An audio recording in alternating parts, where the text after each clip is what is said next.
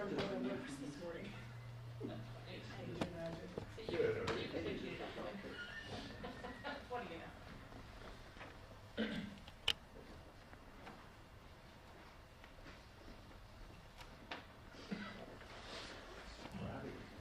I got another one if you want one, Roger.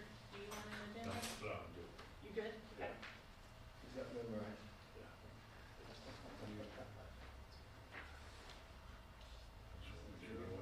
I know. Look, don't be surprised. I was going to say, you might have thrown in there. Should be a second remote. Should be a second remote. Are they both for the? Oh, sorry. Did you bring an agenda?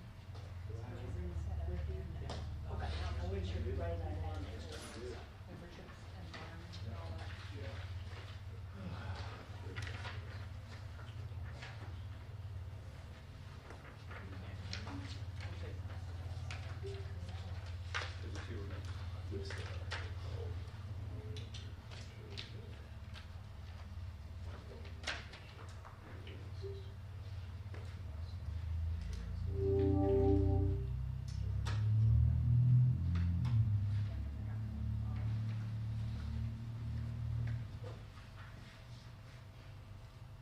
So I'd like to call to order the meeting of the Park Board on January 3rd, 2022.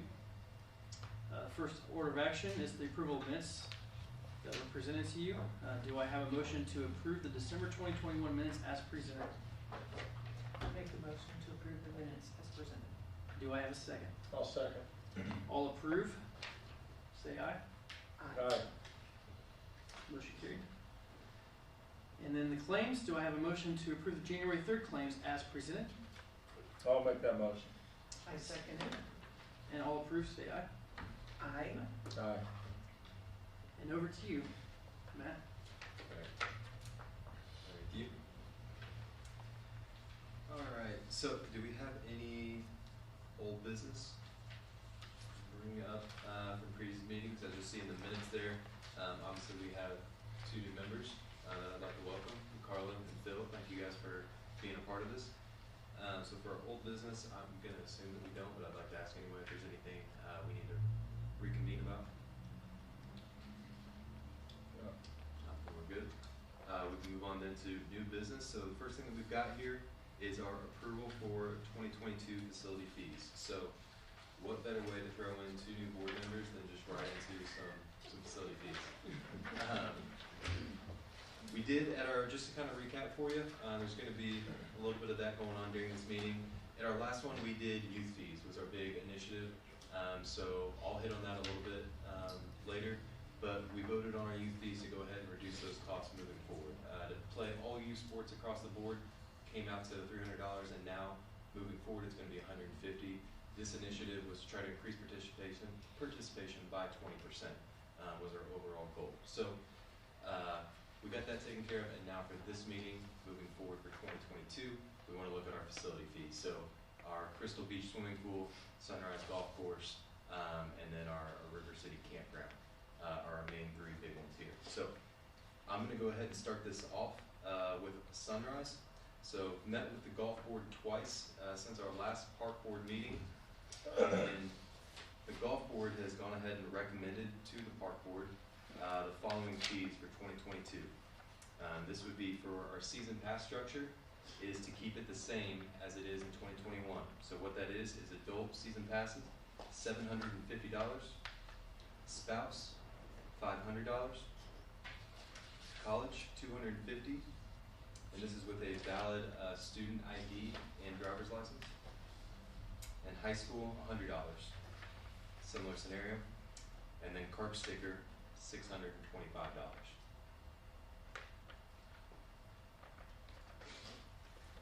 From there, the golf board has also recommended for the daily rates to remain the same as well. So what this would include is weekday green fees with cart, $40. Weekend green fees with cart, $45. And then 5 days of the week, the discount for seniors, so 65 and older, veterans, and first responders. All this would be with cart, $28, and this would just be 5 days throughout the week, Monday through Friday. So we'll just kind of do this facility by facility. We'll start with Sunrise. I guess I'd like to open that up to the board if you have any discussion on this. Like I said, this has been an initiative that we've been working on for quite a while, and now with the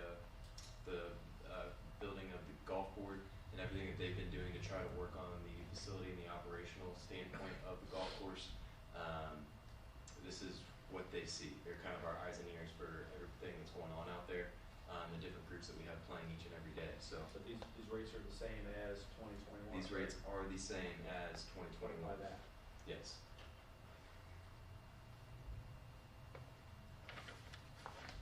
I guess this would be a great time too for our golf pro, Roger, if you have any insight into anything.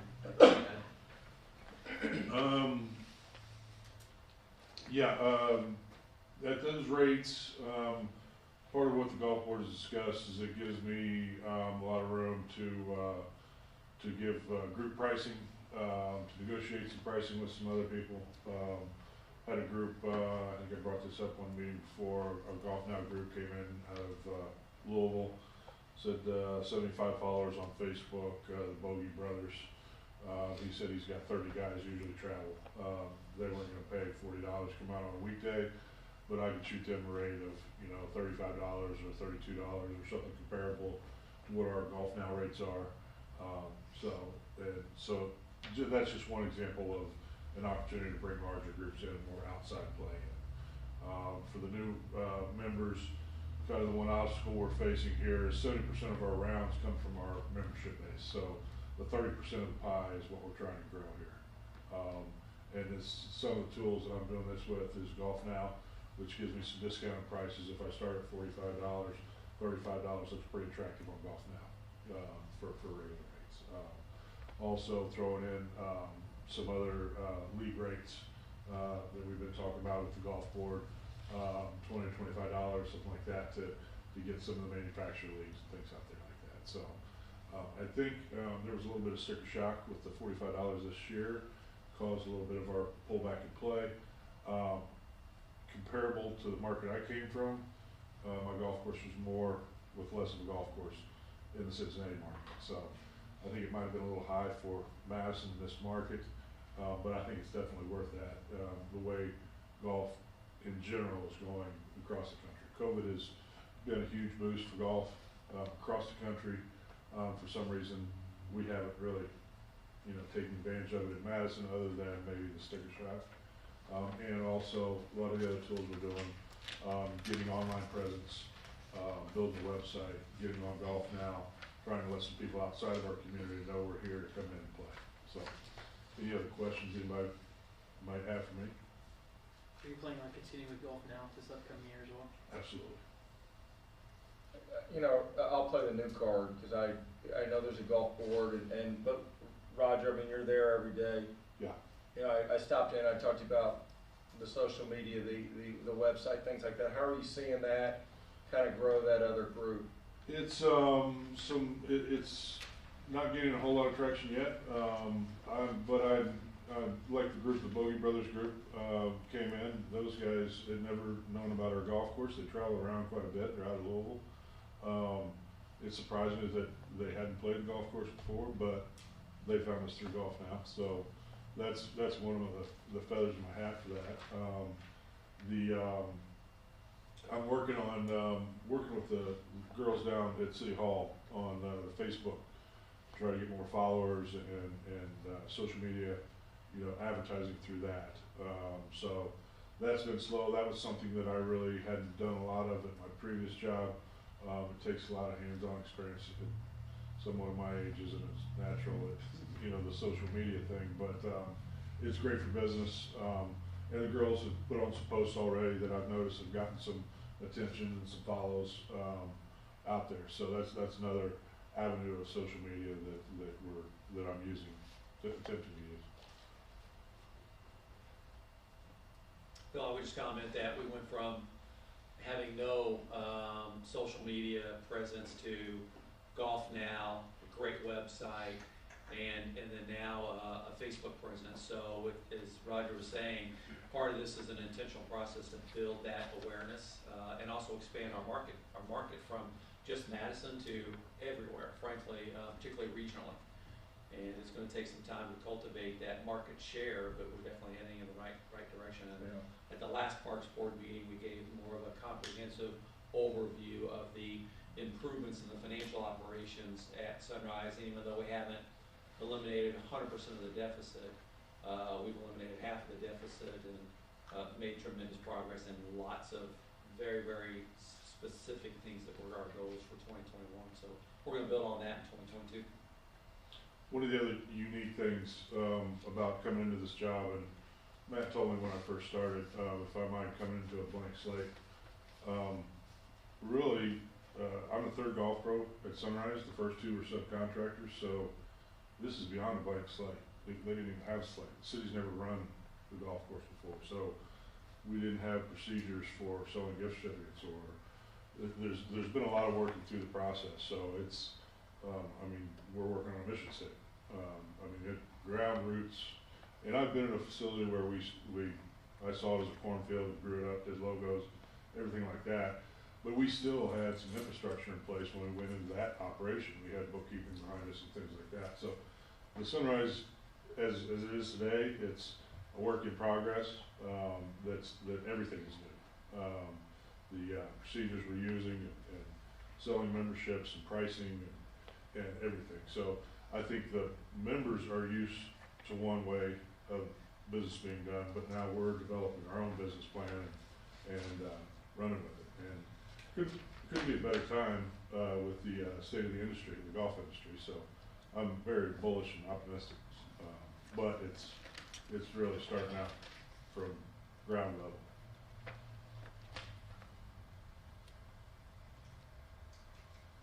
Good description. Any other questions? Board, I guess my first question would be, would you like to do this on a facility per facility basis so we can vote at the end of each facility, or would you do it as a lump sum at the end? Like I said, we're gonna break it down and do 3 facilities, so Crystal Beach, Sunrise Golf Course, and the Campground. I'll leave that to your discretion how you'd like to do that. Doesn't matter to me either. Let's keep going. Okay. Lay it. Yeah. Thank you, Roger. All right, thank you. Thanks, Rob. So next, we'll go ahead into Crystal Beach Swimming Pool. So for 2021, what we did is we did away with our overall season pass structure. We did still offer one for our seniors. So this was another one that was 65 and up. And our overall recommendation is to keep the rates the same. And I'll break down what those rates are. This would be a daily pass of $5. Kids 5 and under get in free. Senior pass would be $120. And water aerobics pass is $30. We saw just over 13,000 swimmers here this past season. That was on par with what we had the year before, even when we did have a season pass structure previously. Overall, eliminating this, I've been in contact with with the parks director for North Vernon. They did a similar structure around the same time that we did, and there's numerous benefits that you see to that. You don't see as much of it treated as a daycare service. Our lifeguards don't have to put up with, a $40 babysitter for the week. That's pretty cheap as far as that goes. So you're not seeing as much of issues with the behavioral problems and things like that, and then you're seeing a lot more emphasis on the revenue side for us. We're much closer to breaking even. We just need to kind of hone in a little bit on our overhead with that, which is something we already have a plan in place moving forward for 2022. But I think this is kind of the common thing that we're seeing now across swimming pools. They're very, very expensive to maintain. Just like golf courses, there's a lot that goes into it with the overall maintenance, with the chemicals, with staffing it. You got to have adequate amount there to keep eyes on everybody. And so, I mean, thankfully with the staffing that we've had, we haven't had any issues or any drownings, anything like that. Although we've had to see our guards in action, and they do a fantastic job. So our recommendation to the board then would be to keep rates for Crystal Beach the same moving forward for 2022. Crystal Beach is currently under renovations currently. Plan anticipation for finishing those is about middle of May, and then we are still planning on reopening Memorial Day weekend as we normally do. But I'll keep you guys posted on that as we hear more from our project manager. Matt, last year we also had a punch card. Did you mention that? I did not, Okay. yes, you're correct.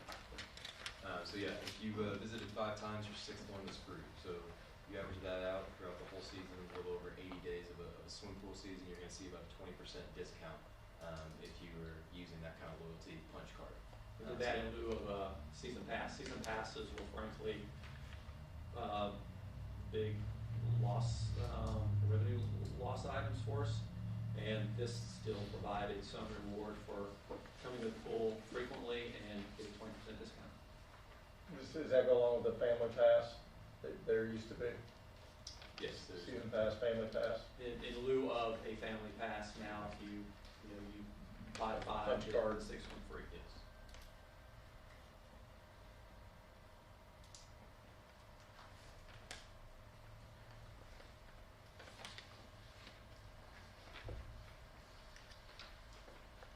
Is there any more discussion on Crystal Beach swimming pool? Okay. And for our final facility, the campground. So campground, this past year, we saw just shy of $100,000 in profits here for the first time in our history. So to give you a little bit of background, previous year incomes, I look all the way back to 2014, bringing in just over $57,000, and now you look ahead to 2021, income we saw over $128,000. So profiting nearly 6 figures there has been a phenomenal effort from our entire team, especially Doug Buckler, our new campground attendant, we brought on leading into this year. We did move to an online platform. So previously in 2020, you'd have to call the campground attendant, call the parks office to be able to do a reservation, and then it was written down in a notebook, and that's how the entire booking system was kept track of. So moving into 2021 was when we moved everything parks related onto Rec Desk. So that's how we did all of our platforms. So you could go on there and reserve it yourself. You could call us, call Doug, and we'd have everything booked on that engine. Although it was great for keeping track of it a little, and having a little bit more organized, it was a little less user-friendly than we had anticipated. So what we did, again, catching you guys up on this, is we moved to Astro, and they're on the Reserve America platform. So that is the #1 campground software in America. It's what all the state parks use, such as Clifty Falls. That's going to make us much, much more accessible. Reserve America alone says that that will increase your reservations by up to 20% once you move to that online platform, because just like Golf Now does for Sunrise, it makes you much, much easier to find, and reservations, booking your nights, it's going to take just a fraction of the time. Much more user-friendly. You can make multiple bookings at once instead of having to put one in a cart and then back out and continue that kind of cycle. So that's kind of where we've been at and how far we've come in just a couple of years. Everything has been going great there, and now it's time to reinvest for that. Again, a little background information. We put together separate NROs for each of our facilities, so that something such as the campground, when they're making money, it's not being taken from the campground and then profits put into something else, such as Sunrise that's been losing money. Instead, the profits that we're seeing from the campground gets reinvested back into the campground. So in 2020, the money that we saw from that, $55,000 in profit, that got put in an NRO account that can only be touched for the campground. And then for this year as well, that $99,000 got put into an NRO on top of that $55,000, so that we may reinvest all those profits that the campground earned directly back into the campground. So that is where we've been, and what we're trying to do with all this is just continue to do the best we can and try to increase our volume there, our overall occupancy, and give our community and those that come visit from out of town the best product that we can. So our recommendation, what we currently have, is where I should start. You've got the riverfront sites, which are sites 1 through 18. Then you've got Riverview, which are sites 19 through 34. And we have a weekday and a weekend rate. Currently for our riverfront, so weekdays Monday through Thursday is $45, and weekends Friday through Sundays is $50. Riverview, sites 19 through 34, Weekdays are Monday through Thursday, $35. Weekends, Friday through Sunday, $40. Our proposal for 2022 is a 10% increase across the board. So this would raise Riverfront weekday to $50, weekend to $55, Riverview weekday to $39, and Riverview weekend to $44.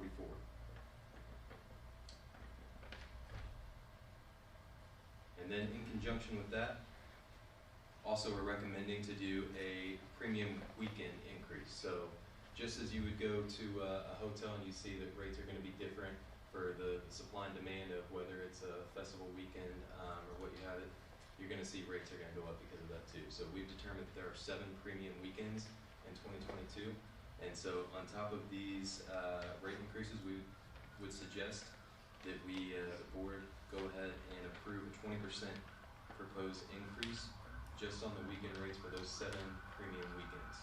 And this would increase our Riverfront to $66 and our Riverview to $53. And this again is to the overall supply and demand that we see those 34 sites booked out for those weekends in particular, and then simply to keep up with the cost of our R&M with maintenance and overall inflation that we're seeing across the country. The Parks Department has not done a good job in the past of keeping up with the times, and I mean that as the example I brought up with still writing everything down on pen and paper to keep booking, to trying to prepare for all the deferred maintenance that we're going to incur across the entire city. So what we're trying to do is try to prepare better for the future and not lose the momentum that we've currently got going, and still try to give our community and such a great product while still being able to operate everything responsibly as we should.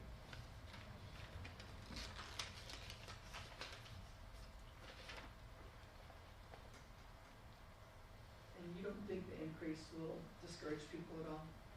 I mean, I am not a big camper, but I have recently gone on a big camping trip.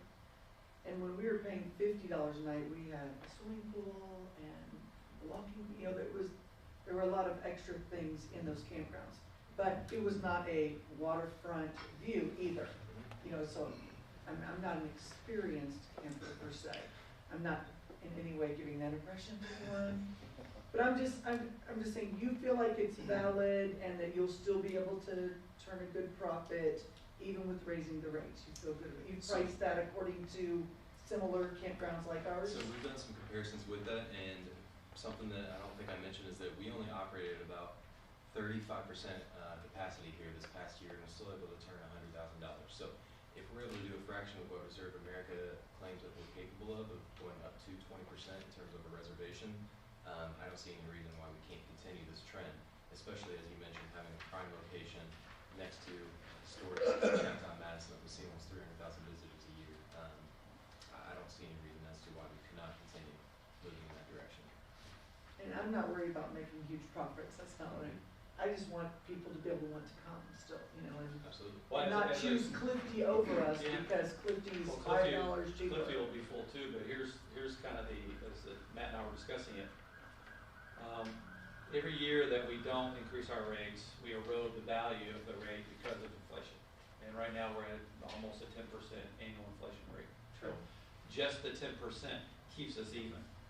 Okay. The premium weekends, here's a good comparison, Carla, which is on the weekend, let's say Riverfest or Regatta weekend, we might be charging $50, they're charging $150 in the festival grounds. We have a better location. People are coming here for those events, and we have high demand, and we think that it's worth the premium for those 7 weekends. Okay. And I'm not arguing it's a premium thing, that's for sure. Absolutely. But the whole reason we embarked on this particular journey across the Parks Department is, as you get out and see our parks, you'll see that they suffer from significant deferred maintenance. And that is because how we're funded. And here's just a quick 90-second view on how Parks Department is funded. Primarily 3 funding sources: tax revenues, and capital investments from either borrowings and user fees. Tax revenues are dictated to us by the state. They tell us what our tax levy is going to be, and it's based on the assessed value of the property in the city. We don't create any restrictions on where you come from as to who gets to enjoy our parks. Whether you live in the county and don't pay any city taxes, or you live out of state and don't pay any city taxes. The burden of maintaining our parks, which is a really comprehensive inventory of great assets, is borne by the residents in the city and those who are property tax owners, or those who are using that particular facility. So we have a tremendous amount of deferred maintenance in the range of millions of dollars that we're going to have to overcome. The way to do that is to, over time, realign our rate structure so that we can generate enough revenue to support the capital that's required to make the upgrades and maintain that particular park asset. And it'll happen incrementally over time, but because we just are guilty across the city, and governments in particular, of not raising rates very frequently, then the value of that user fee gets quickly eroded by inflation. And right now, for example, as you might, in council, you're seeing where we're talking about our water rate project. The last time we raised water rates was 14 years ago, and inflation over that 14-year period has accumulated to 33%. That's the impact. That's why we can't afford to reinvest. So we've just got to incrementally realign our rate structures to meet the market, right? But there's always going to be a market dynamic here, but also raise enough money that we can maintain the asset to a level that is better than what they're enjoying now. Thank you. You're welcome. I just, to piggyback on what Carl said, if you've been on one camping trip, it's one more than I've been on. So I'm not as worried about that, but how does it compare to down the road in BV or all the campgrounds you see price-wise to what we're charging, to what's similar? And I agree, the river's a big draw, the downtown's a big draw. So I think that is Madison's appeal, but how does it compare within that area? I don't have the sheet in front of me. Doug, do you know off the top of your head? You might be an expert on that. Is it competitive? Right now, where we're at right now is very competitive. Now, I don't know if they're raising rates.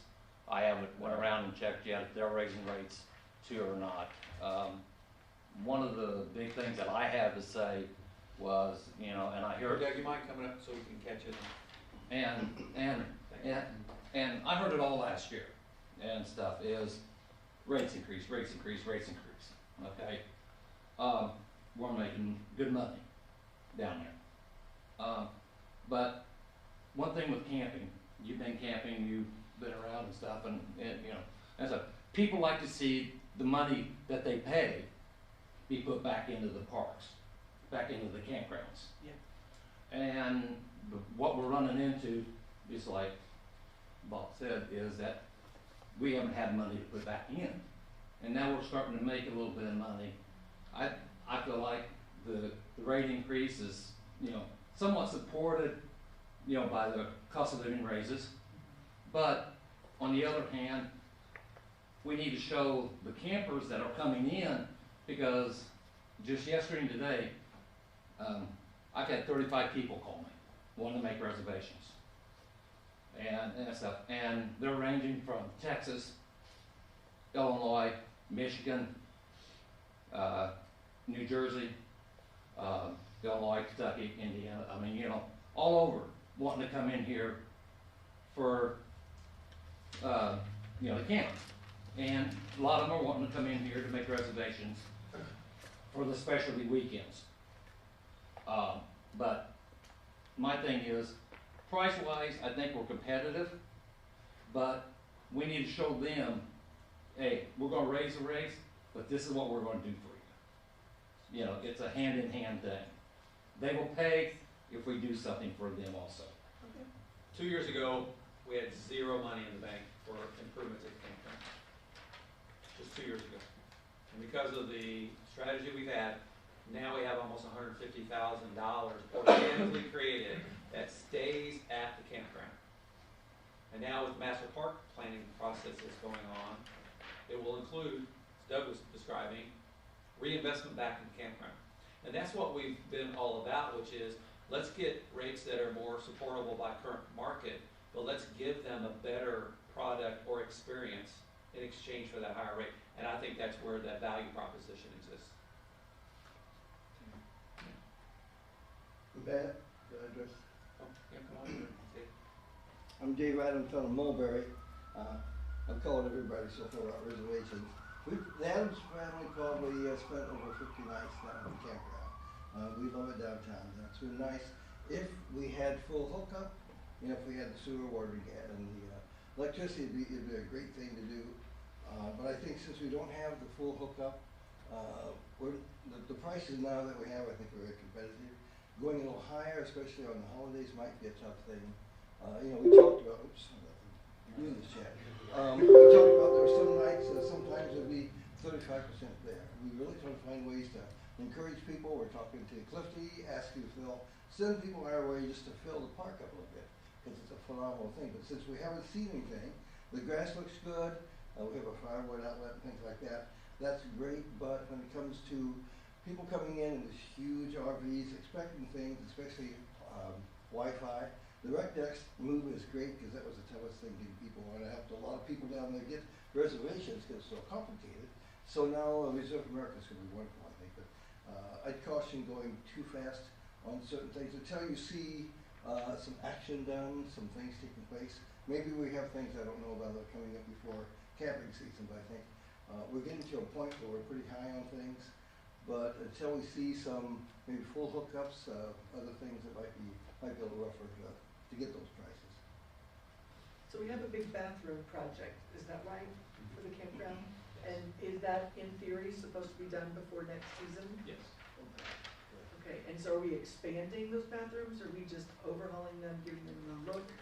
Making them more accessible, I think, is the easiest way to put it. Repositioning the way the showers are, and making it more accessible for all to try to get in there. Because right now you could not fit, say, the wheelchair in there without having to pick it up. And just expanding the overall, the width that you have to be able to try to get there and fit more people in there. 'Cause currently they're not in the best shape and are severely outdated. And are there any other projects besides the bathroom? That's the one that we were focusing on for this year. Okay. Obviously, as been mentioned about the sewer hookup capabilities would be a phenomenal one to try to undertake. That one's just going to be a much more expensive one.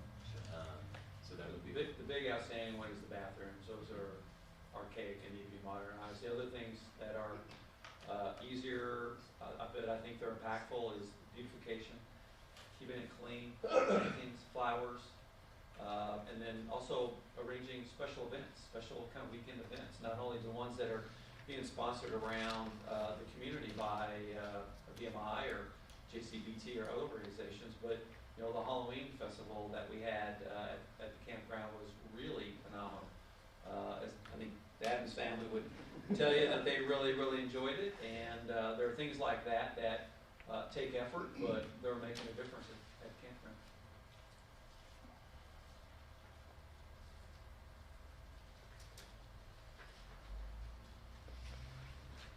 Yeah, for the Halloween thing, we have roughly 300, between 350 and 400 kids down there It was a great event.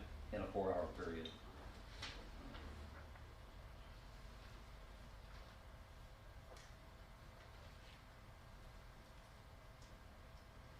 Board, do you have any other discussion that you'd like to have over any of these three facilities and the rates that we have presented?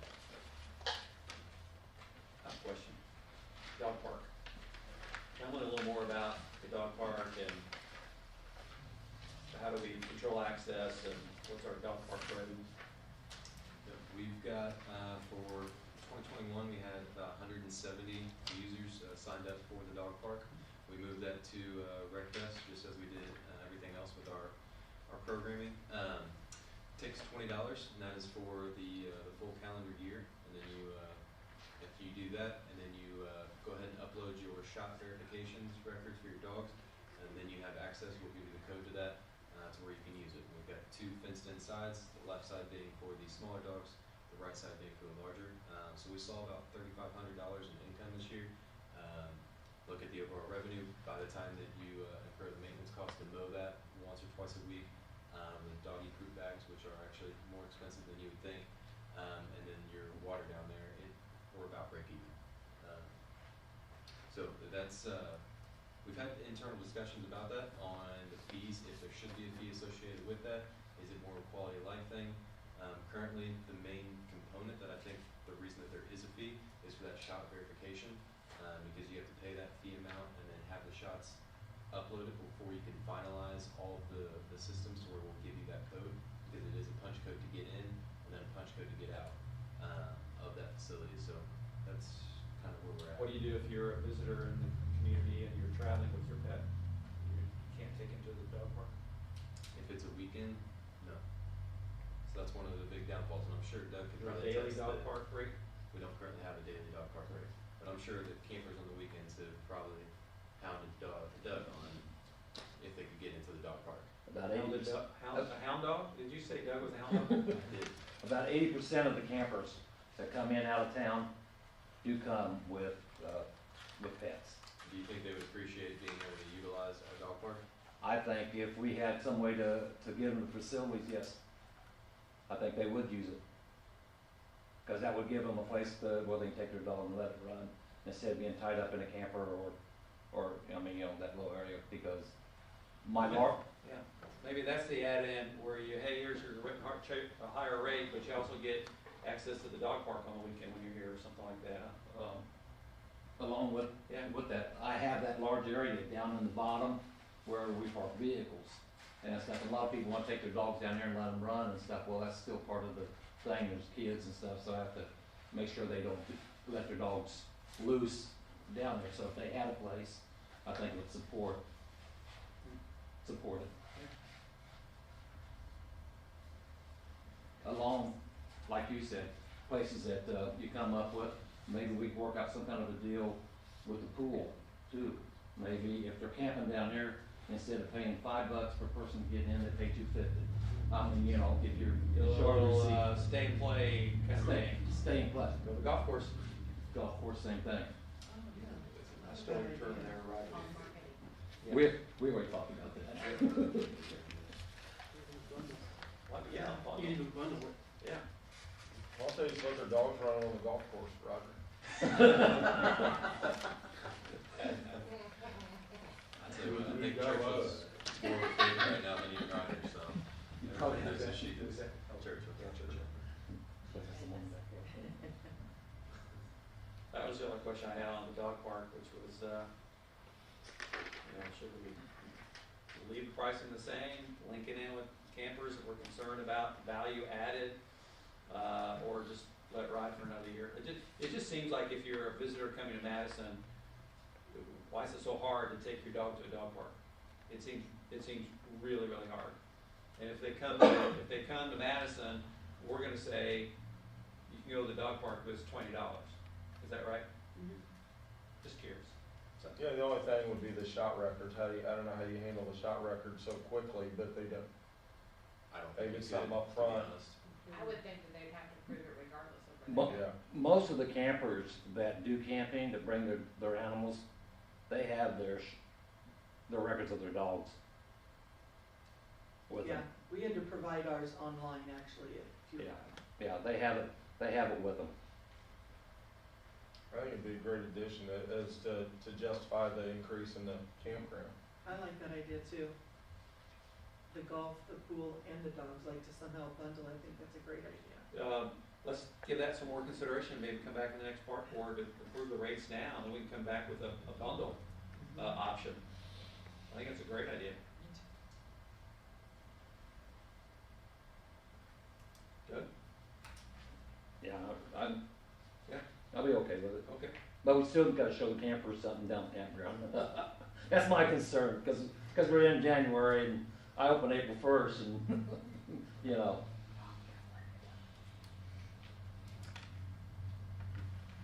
So, Matt, you're looking for a motion to approve the rates as presented, including the punch card for Crystal Beach that wasn't on the sheet? Yes. We'll make that motion. I second that motion. Any discussion? Comments, questions from the audience? All in favor, please say aye. Aye. All opposed?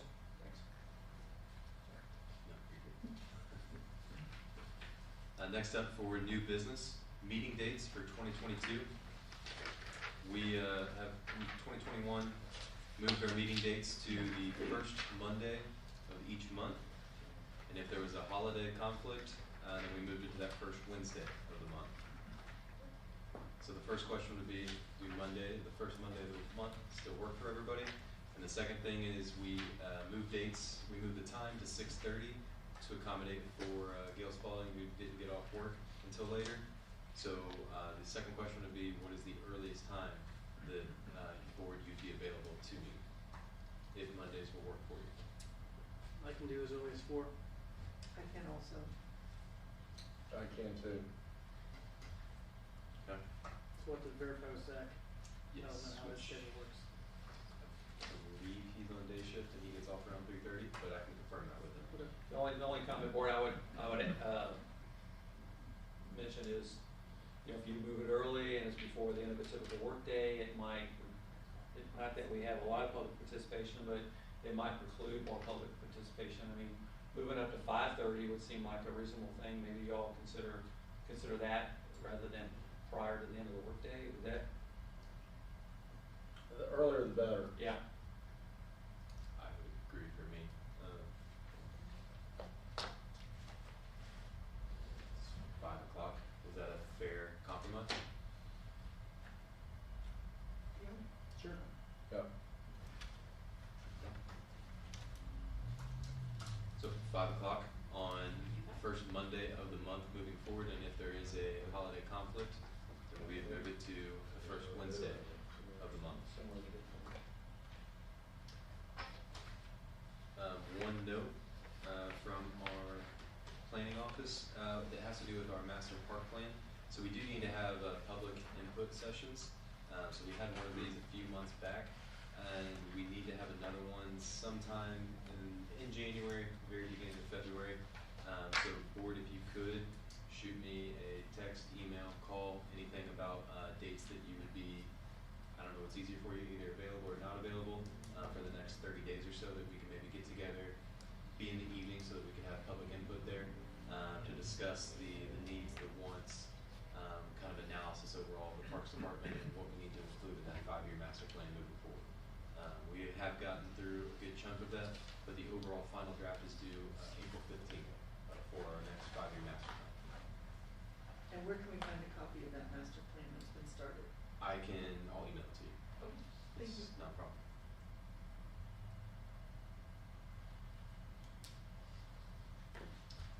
And we need to vote on our meeting dates for 2022. I make a motion that we adjust our meeting times to 4 o'clock on the dates listed for the first Monday of every month. Do we say 5 o'clock? 5 5 o'clock. o'clock, what did I say? Four. Sorry. She was being hopeful. I second that motion. All right, next up for new business, report of park officials, program coordinator, Chad. Hello, board. So for our new members, typically I'll give in-depth analysis on whatever programs we're running at the current time. Right now, we've just got our pickleball and various exercise classes going down at the Brown Gym.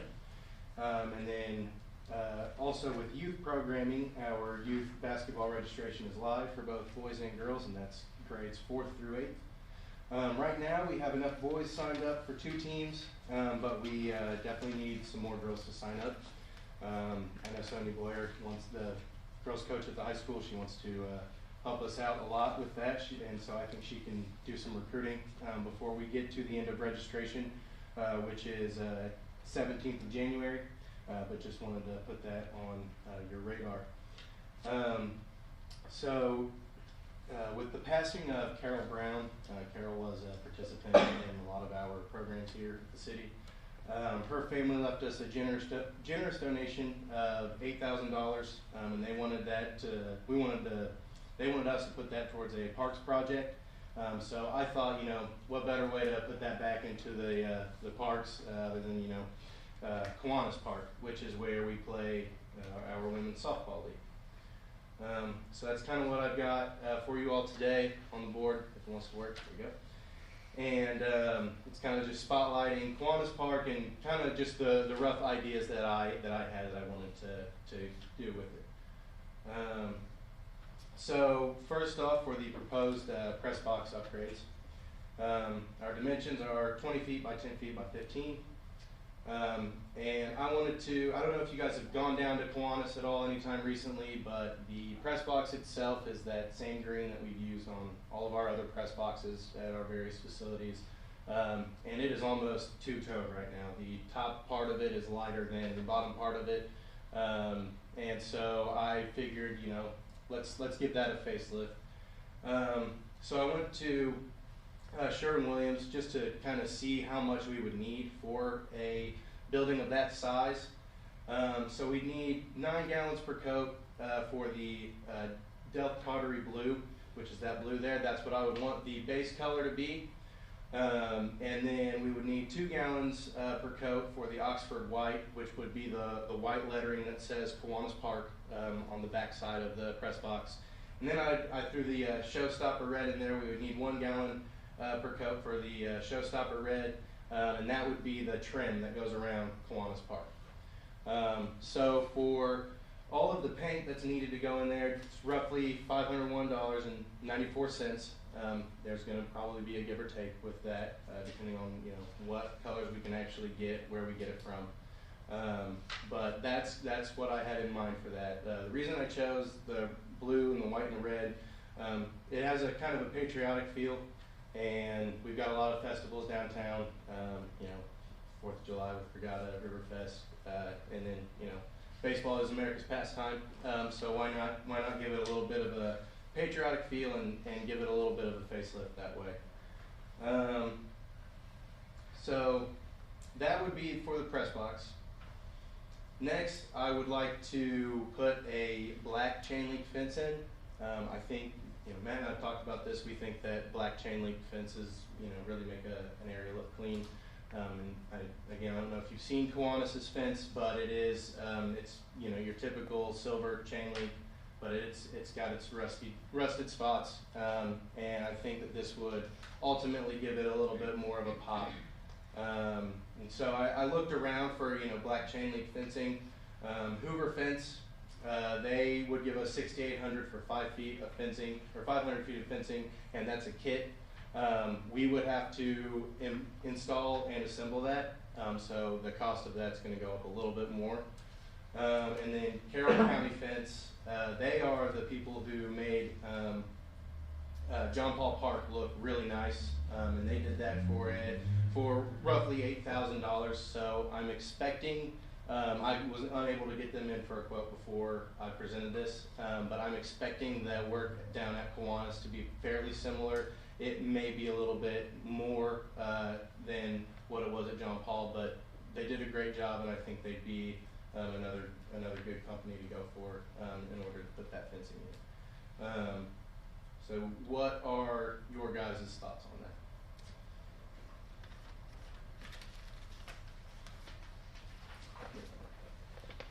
I like the patriotic feel. That's a good idea. Okay. Yeah, I like the colors too. On the fencing, and I will look tomorrow when I go down there. Okay. Like, I go to the Brown Gym, but I don't look at Kiwanis.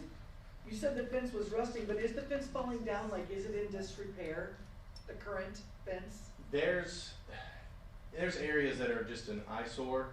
I'd say it's suitable for play. I don't think it would fall in on anybody. I mean, it's you know, stood tall during the various weather and everything that we've gotten here in the past.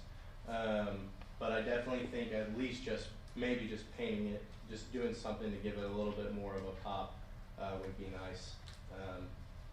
Yeah. Carl, I'll just mention too that, you know, we're doing a $2.8 million renovation of Crystal Beach. And that's going to include removing the chain link fence that right now encloses Crystal Beach, and it's going to be replaced with a nice black aluminum fence. So So what Chad is talking about will certainly look more consistent with the improvements that are happening right across the street. And then just east of there, as part of our Destination Madison economic development plans, we're going to be making new improvements to Bicentennial Park as well. So I love the idea of refreshing Kiwanis Park. And I'll add too, we tried opening registration for women's softball quite a few times last summer and didn't get any traction on that. So I'd like to think this is a build it and they will come approach to that facility. And if you look at it too, let's just say fast forward to summer of 2022, we will have Rucker Sports Complex, John Paul Park, and Kiwanis that we could all host, youth travel baseball or softball tournaments at. So that could really expand, our tourism here in Madison, sport tourism. I think it's a great idea because the fence is in, I think, pretty bad shape down there. I think the other thing to that, and I've got young kids, so that we've used the complex, we've used Kiwanis to try to find fields to practice on, keeping them up. That's gotten run down a little bit at times, but it's something that we've got to maintain, and I think the fence will pop. People will notice the fence. I do think it's probably not unsafe, but it's not good at all. I mean, it's not to the ground. It's bent in a lot of places. If we're going to renovate the other places, I think this would be a good start too, because that's a lot of people, know that park. Yeah, At least if they're my age. And it's so visible as a community asset. And any thoughts to putting Carol's name somewhere? Not like naming the park after it, but some kind of a little posting of some sort that the money that family donated made this possible. Yeah, absolutely. I mean, at Rucker, we've got every field's got somebody designated for that field. So Okay. we could definitely put Carol Brown Field on the Kiwanis Park building if we wanted to, or put some sort of signage outside of it that kind of highlights what she did and what her family did for us. Thank you, board. Thank you, Jim.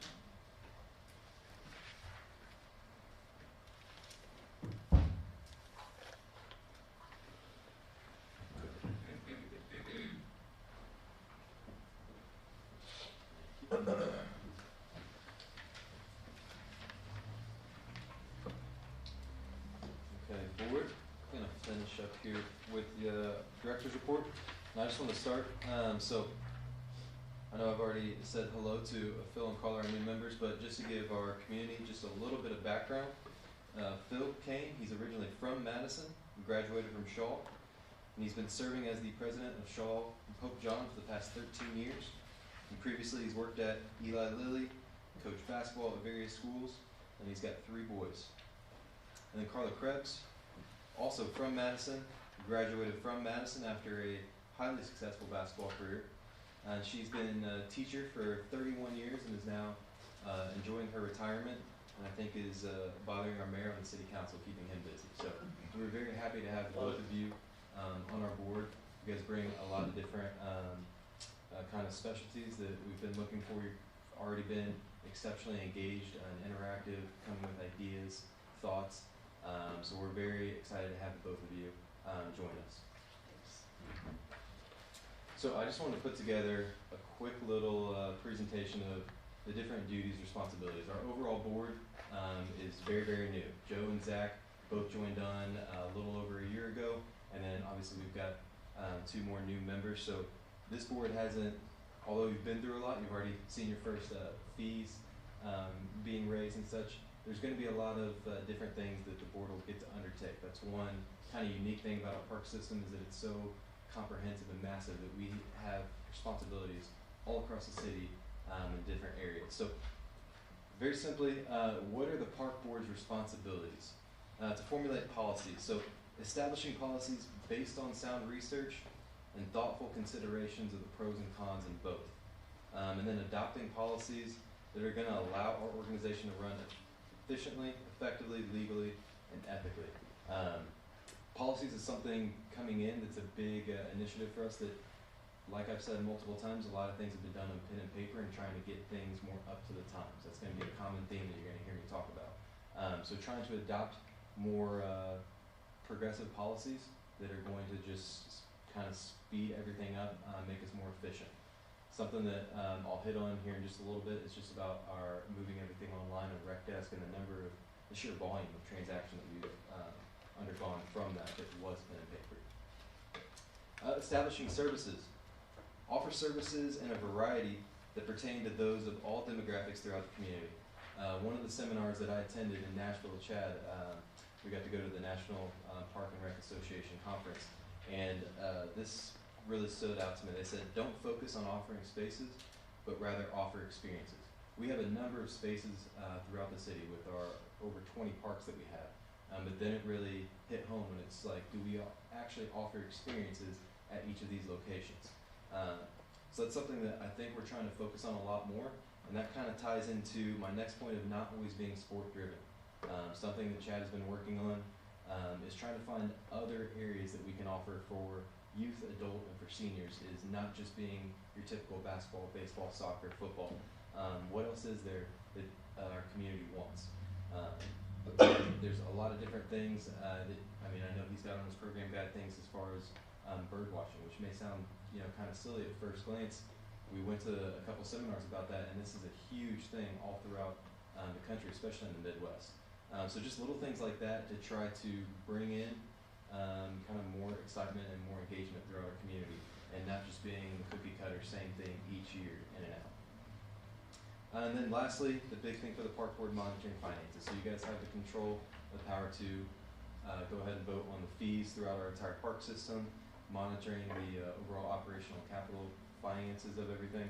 And that's been a huge initiative of Mayor Courtney's administration, is being fiscally responsible and operating everything as a business, but not towards taking away from the quality of life, but rather enhancing it. It's no secret we've got deferred maintenance throughout the cities. One of my first days on with the parks, I went over to the complex, and Bobo gets on the tractor, and before he starts it up, he's got a sledgehammer, and he's smacking the side 3 times before he gets it to start. That's just one example of when you don't monitor the finances, what can happen when all of this deferred maintenance starts to pile up over time. So that's one of the big things that we've really, really been trying to focus on, and that falls onto the board to help with.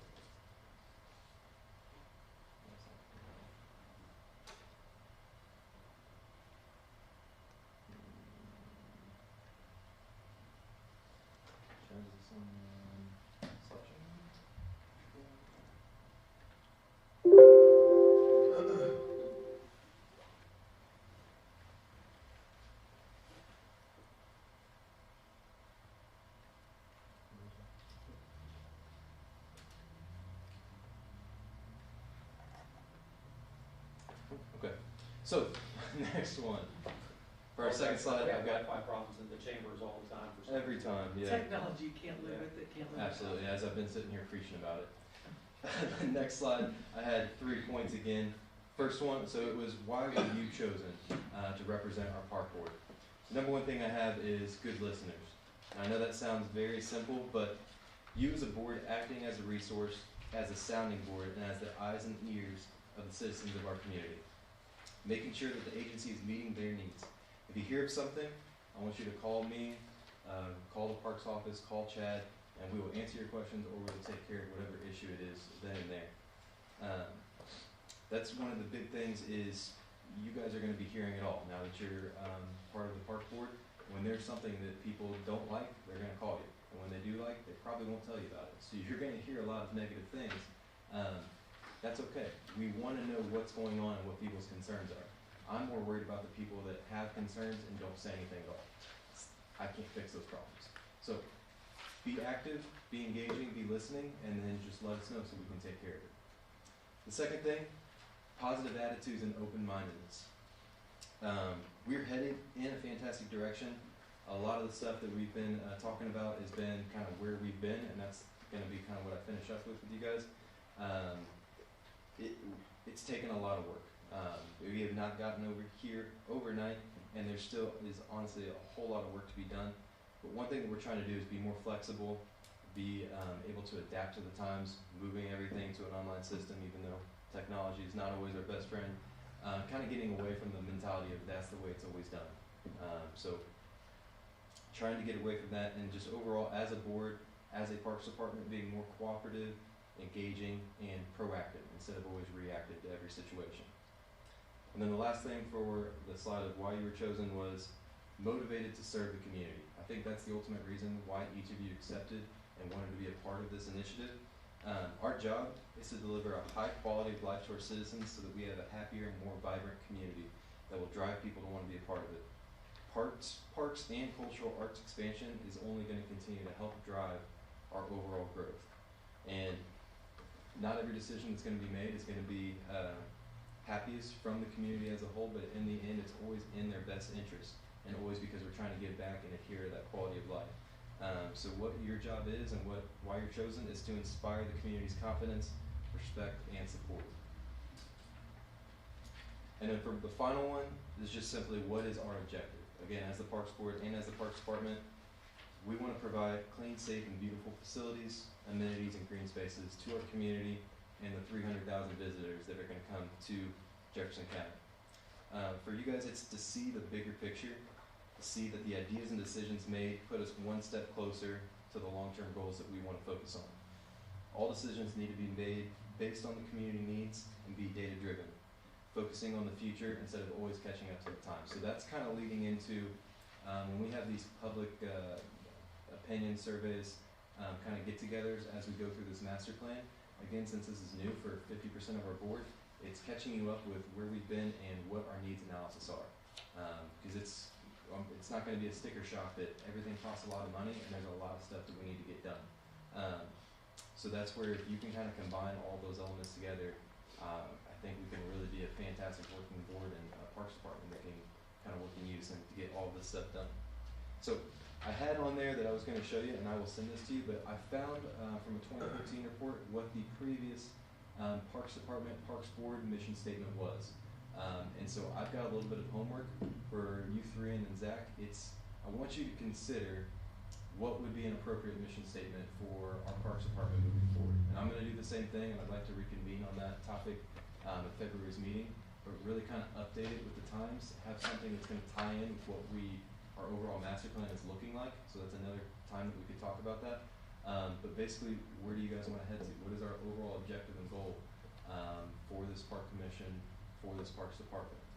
So that's something that I want you guys to just give some thought to, and I'll do the same, and I'm sure Mayor Courtney would have some thoughts on that as well of what we need to be doing. That is all, well, as far as that, and since this is still not working, I'm going to skip the other kind of recap slides, and I can do that at a later date. That's not fun. So board, that's not a typical report that I'm going to give. It's like Chad said, it's going to be a little bit more comprehensive on what's going on throughout the park system. For this first one, our big thing with this meeting was just getting the facility fees passed, so we can kind of move forward with our different objectives here for 2022. But if you guys have any questions on just brief kind of stuff put together about park board responsibilities or anything like that, do you guys have? Yeah. Okay. Thank you very much.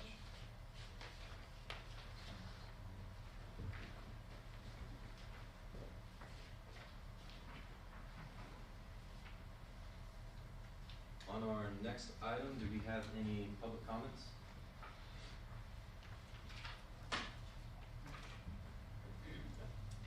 Well, seeing no further business, do I have a motion to adjourn this meeting? I'll make a motion. Do I have a second? I second it. Our next meeting will be Monday, February 7th, 2022, hopefully at 5 p.m., unless Zach has an issue. Yes, I'll confirm with them. Thank you, board. Thank you very much, board.